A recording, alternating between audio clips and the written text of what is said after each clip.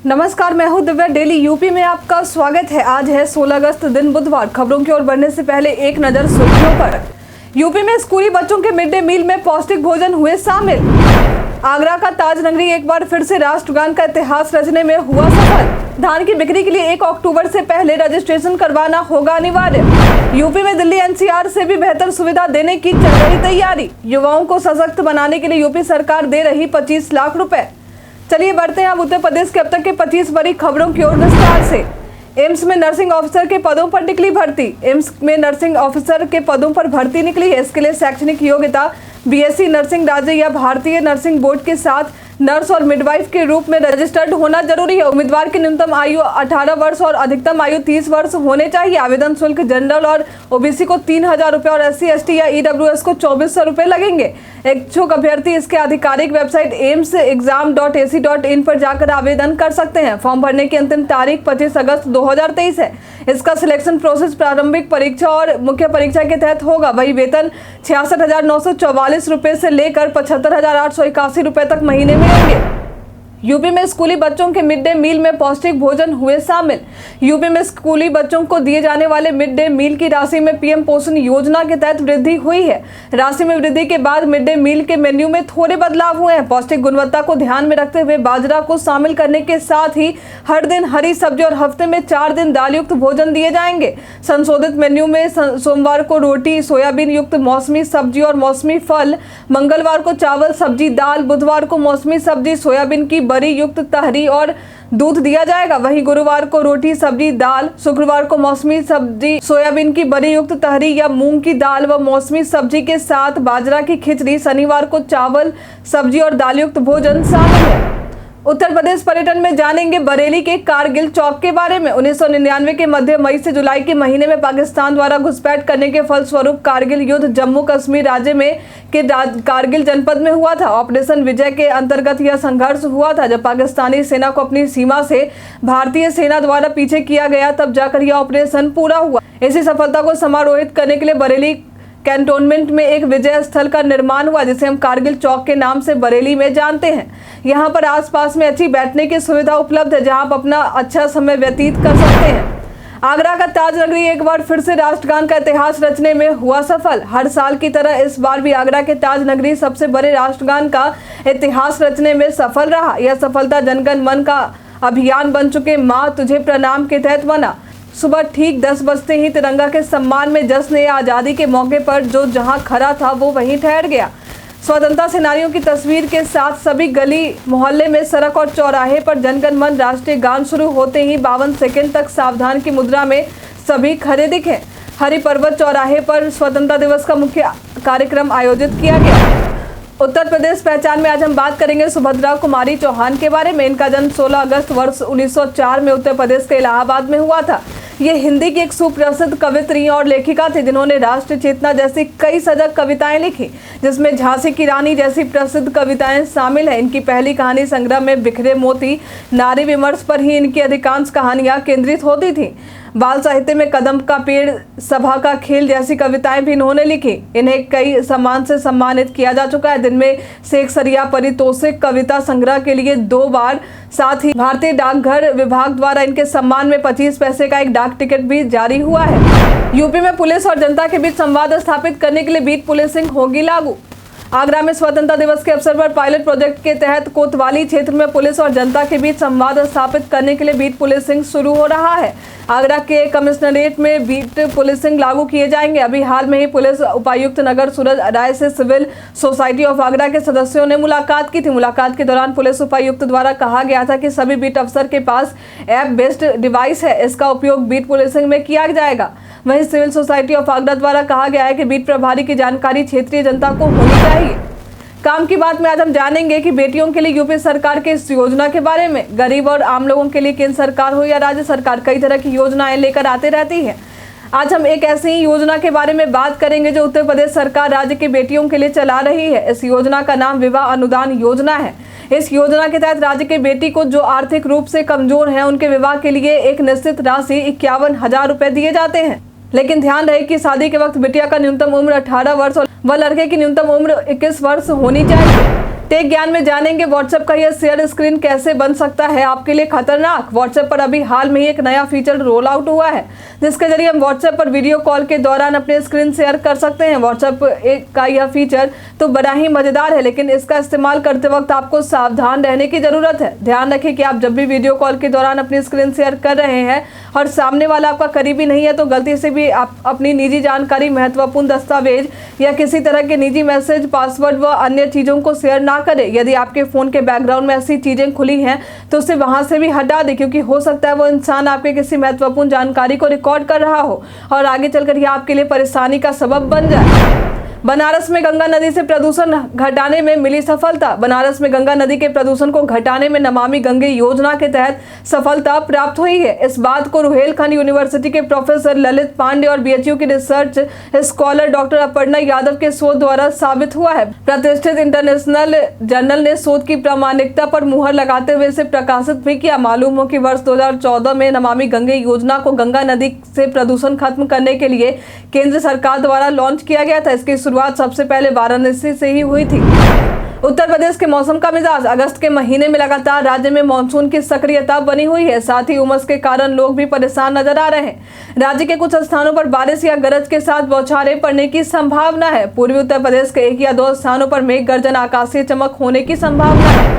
लखनऊ में अपने आवास पर सीएम योगी ने किया ध्वजारोहण। बीते ही दिनों स्वतंत्रता दिवस के मौके पर लखनऊ में अपने आवास पर सीएम योगी ने ध्वजारोहण किया। इस दौरान उन्होंने कहा कि आज हम सब एक नए भारत को देख रहे हैं। हमारे संस्कार हमें सदैव माता, भूमि, पुत्र, हम प्रतिज्ञा के साथ जोड़ते रहे हैं। हमने इस धरती को कभी धरती का टुकड़ा नहीं माना, बल्कि हमने इसे माँ का दर्जा दिया है। लखनऊ में 50 रुपए किलो की दर से सरकारी टमाटर की हुई बिक्री। 50 रुपए किलो की दर से लखनऊ में सरकारी टमाटर की बिक्री हुई है। स्वतंत्रता दिवस के मौके पर एनसीसीएफ के तरफ से मोबाइल वैन के जरिए शहर के 12 जगहों पर दोपहर के समय 12 बजे से टमाटर की बिक्री शुरू हुई। टमाटर की ये दरें केंद्र सरकार के निर्देश पर कम हुए थे। मालूम हो कि अब टमाटर की बिक्री 70 रुपए किलो तक दर से हो रही थी। एनसीसीएफ के AK सिंह द्वारा बताया गया कि यह बिक्री तय स्थान पर वैन से दोपहर 12 बजे से शुरू हुई थी। एक व्यक्ति को अधिकतम 1 किलो या मांग अधिक होने पर 1 किलो टमाटर वैन से दिया जाएगा। धान की बिक्री के लिए 1 अक्टूबर से पहले रजिस्ट्रेशन करवाना होगा अनिवार्य। धान की खरीद को लेकर खबर सामने आई है। दरअसल अलीगढ़ जिला खाद्य विपणन अधिकारी राजीव कुलश्रेष्ठ द्वारा कहा गया है कि शासन के निर्देश पर 1 अक्टूबर से धान की खरीद की जाएगी। शासन द्वारा मानक के अनुरूप कॉमन धान का समर्थन मूल्य 2183 प्रति क्विंटल एवं ग्रेड A का समर्थन मूल्य 2203 रुपए प्रति क्विंटल निर्धारित हुआ है। आगे उन्होंने जानकारी देते हुए कहा कि धान की बिक्री से पहले किसानों को विभाग की वेबसाइट eproc.up.gov.in पर उपार्जन फार्मर रजिस्ट्रेशन पर जाकर पंजीकरण करना अनिवार्य होगा। यह आप किसी नजदीकी साइबर कैफे या मोबाइल फोन के जरिए करवा सकते हैं। सर्वश्रेष्ठ विश्वविद्यालय सर्वेक्षण में AMU को मिला तीसरा स्थान। इंडिया टुडे सर्वश्रेष्ठ विश्वविद्यालय सर्वेक्षण 2023 में अलीगढ़ मुस्लिम विश्वविद्यालय ने तीसरा स्थान प्राप्त किया है। सर्वेक्षण में 120 से अधिक प्रदर्शन संकेतकों का मूल्यांकन जनवरी से जुलाई 2023 तक किया गया, जहां 5 महत्वपूर्ण मापदंडों में समूहीकृत प्रतिष्ठा और शासन, शैक्षणिक और अनुसंधान उत्कृष्टता, बुनियादी ढांचा और आवासीय अनुभव, व्यक्तित्व और नेतृत्व, विकास और कैरियर प्रगति और प्लेसमेंट शामिल किए गए थे। इसमें AMU को 2000 में से 1718.8 अंक मिले, जहां पहले और दूसरे स्थान पर JNU और दिल्ली विश्वविद्यालय था। बता दें कि पिछले वर्ष के सर्वेक्षण में AMU को चौथा स्थान मिला था। यूपी में दिल्ली NCR से भी बेहतर सुविधा देने की चल रही तैयारी। 34,000 वर्ग किलोमीटर से बढ़ाकर 38,000 वर्ग किलोमीटर से अधिक उत्तर प्रदेश राज्य की राजधानी क्षेत्र का दायरा करने की तैयारी की जा रही है। इन क्षेत्रों में लखनऊ और बाराबंकी प्राधिकरण सीमा में आने वाले नए क्षेत्रों को शामिल करने की बात भी सामने आई है। इस आधार पर आवास विभाग द्वारा प्रस्ताव तैयार किया जा रहा। बता दें कि यूपी राजधानी क्षेत्र में राष्ट्रीय राजधानी क्षेत्र यानी दिल्ली NCR से बेहतर सुविधाएं दी जाने की तैयारी चल रही, ताकि यूपी में एक नया औद्योगिक शहर बसाया जा सके। ट्रेन से भेजे गए पार्सल की ऑनलाइन ट्रैकिंग कर सकेंगे व्यापारी। आगरा रेलखंड में पार्सल मैनेजमेंट सिस्टम को लागू कर दिया गया है। इसके तहत ट्रेन से भेजे गए पार्सल को स्पीड पोस्ट की तरह व्यापारी ऑनलाइन ट्रैकिंग कर पाएंगे। मात्र 1 क्लिक में अब वे PMM से पार्सल बुक कराने से लेकर पाने वाले तक पहुंचने की प्रक्रिया की पूरी जानकारी ले सकेंगे। सुविधा का लाभ आगरा रेल मंडल के पार्सल बुकिंग वाले सभी 5 स्टेशनों पर मिलेगा। बिजनौर और हस्तिनापुर में बाढ़ का मंडराया खतरा। बीते सोमवार को बिजनौर और हस्तिनापुर में फिर से गंगा उफान पर दिखने लगी, जहां 220 मीटर ऊपर से पानी खतरे के निशान से बहता नजर आ रहा था। 3,88,000 क्यूसेक पानी बिजनौर बैराज से और 3,77,000 क्यूसेक पानी हरिद्वार बैराज से डिस्चार्ज हुआ, जिस वजह से खादर की स्थिति पहले से और भी भयावह हो गई। एसडीआरएफ की टीम को भी तैनात कर दिया गया। साथ ही सायरन के साथ गांव को अलर्ट करने का काम भी किया जा रहा। भय के कारण रात भर लोग जगे रह रहे। उनका कहना है कि कभी भी घरों में पानी आ सकता है। 19 सितंबर से लेखपाल के 8,085 पदों पर भर्ती के लिए प्रमाण पत्र का मिलान शुरू। 19 सितंबर से प्रमाण पत्रों का मिलान उत्तर प्रदेश अधीनस्थ सेवा चयन आयोग लेखपाल के 8,085 पदों पर भर्ती के लिए शुरू हो जाएगा। इस संबंध में निर्देश आयोग के सचिव अवनीश सक्सेना द्वारा जारी किया गया है। 27,455 अभ्यर्थियों को प्रमाण पत्र के मिलान के लिए बुलाया गया। हाईकोर्ट में विचाराधीन रिट याचिका श्रीधर यादव और अन्य में पारित आदेश के अधीन परीक्षण संबंधी काम किया जाएगा। उत्तर प्रदेश संस्कृत प्रतिभा खोज परीक्षा 2023 के लिए आवेदन हुए शुरू। संस्कृत पढ़ने वाले विद्यार्थियों को प्रोत्साहित करने के लिए उत्तर प्रदेश संस्कृत प्रतिभा खोज परीक्षा 2023 आयोजित करने का निर्णय उत्तर प्रदेश माध्यमिक संस्कृत शिक्षा परिषद की तरफ से लिया गया है। 15 अगस्त से उत्तर प्रदेश संस्कृत प्रतिभा खोज परीक्षा 2023 शुरू हो चुकी है, जो कि 5 सितंबर तक की जाएगी। परीक्षा का आयोजन 24 सितंबर को किया जाएगा। वहीं इसके परिणाम की घोषणा 5 अक्टूबर को की जाएगी। युवाओं को सशक्त बनाने के लिए यूपी सरकार दे रही 25 लाख रुपए। यूपी सरकार सीएम युवा स्वरोजगार योजना युवाओं के स्टार्टअप के लिए चलाती है, जिसके तहत 25 लाख रुपए तक का लोन युवाओं को बिजनेस के लिए मिलता है।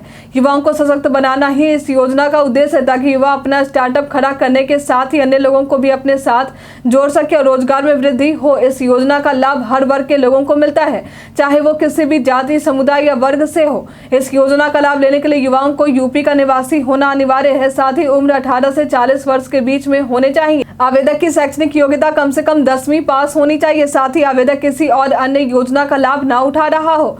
वहीं बैंक में भी आवेदक डिफॉल्टर नहीं होने चाहिए। आवेदन करने के लिए आप यूपी सरकार के उद्योग एवं उद्यम प्रोत्साहन निदेशालय की वेबसाइट www.diupmsme.upsgc.gov.in पर जा सकते हैं।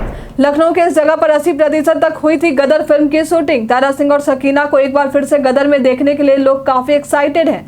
170.88 करोड़ रुपए का कलेक्शन फिल्म ने मात्र 5 दिनों में ही पूरा कर लिया। लेकिन क्या आपको पता है कि जब गदर 1 की शूटिंग साल 2001 में शुरू हुई थी, तो इसके शूटिंग का लगभग 80% तक का काम लखनऊ में हुआ था। एक सीन जो लोगों के बीच काफी फेमस रही, जिसमें सनी देओल ने गुस्से में अमरीश पुरी के सामने हैंड पंप उखाड़ते नजर आए थे।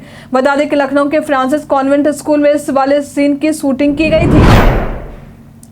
इस दिन अयोध्या में आयोजित होने वाले अमृत महोत्सव में शामिल होंगे पीएम मोदी। पद्मश्री जगत गुरु रामभद्राचार्य के जन्म का अमृत महोत्सव अयोध्या में जनवरी 2024 में रामलला के भव्य मंदिर निर्माण के लोकार्पण के साथ ही आयोजित किया जाएगा। बता दें कि अमृत महोत्सव 14 से 22 जनवरी तक अयोध्या में जगत गुरु रामभद्राचार्य के शिष्यों द्वारा आयोजित किया जाएगा। इस आयोजन में पीएम मोदी के शामिल होने की भी खबर सामने आई है। पीएम मोदी के साथ साथ कई खास मेहमानों को शामिल होने के लिए औपचारिक तौर पर न्योता भेजा जा चुका है। इन 2 खिलाड़ियों के एशिया कप 2023 में वापसी की जगी उम्मीद। 5 मैचों की खेली गई T20 सीरीज, जो कि भारत और वेस्ट इंडीज के बीच शुरू हुई थी, अब यह समाप्त हो चुकी है। 3-2 से इस श्रृंखला को वेस्ट इंडीज ने अपने नाम कर लिया। अब आयरलैंड दौरे पर भारत जाएगी। यहाँ भी 3 मैचों की T20 सीरीज इंडियन टीम खेलेगी। भारत को 8 विकेट से हार का सामना फ्लोरिडा में करना पड़ा था। विकेट कीपर बल्लेबाज केएल राहुल और धाकड़ बल्लेबाज श्रेयस अय्यर के फिटनेस को लेकर प्रेस कॉन्फ्रेंस के दौरान टीम इंडिया के हेड कोच राहुल द्रविड़ की तरफ से बड़ा अपडेट सामने आया है। ऐसे में उम्मीद है कि एशिया कप 2023 में दोनों ही खिलाड़ी वापसी कर सकते हैं।